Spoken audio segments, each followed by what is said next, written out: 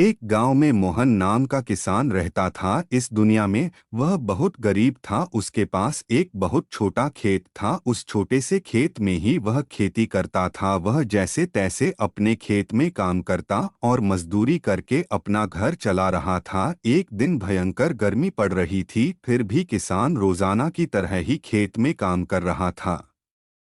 उसे बहुत पसीना हो रहा था, फिर भी वो खेत में हल चला रहा था। उस दौरान खेत में जुताई करते वक्त हल के नीचे से एक लकड़ी का बक्सा निकला। उस किसान ने धीरे से बक्से को निकाला। वह कुछ समझ नहीं पाया कि इस बक्से में क्या है। केवल उसने बक्से को उठाकर खेत के बाहर मेड़ पर रखा दिया।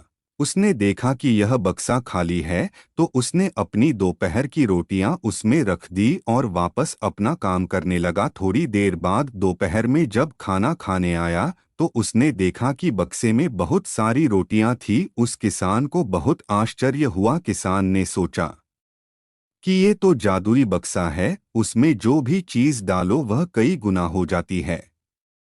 जो भी वस्तु उस बक्से में डाल रहे थे वह कई गुना हो रही थी। उसने दोपहर का भोजन किया और फिर हल चलाने लगा। जब शाम को घर आया तो बक्से को अपने साथ ले आया। आज वह किसान बहुत खुश था, क्योंकि उसे लग रहा था कि शायद अब उसकी गरीबी दूर हो सकती है।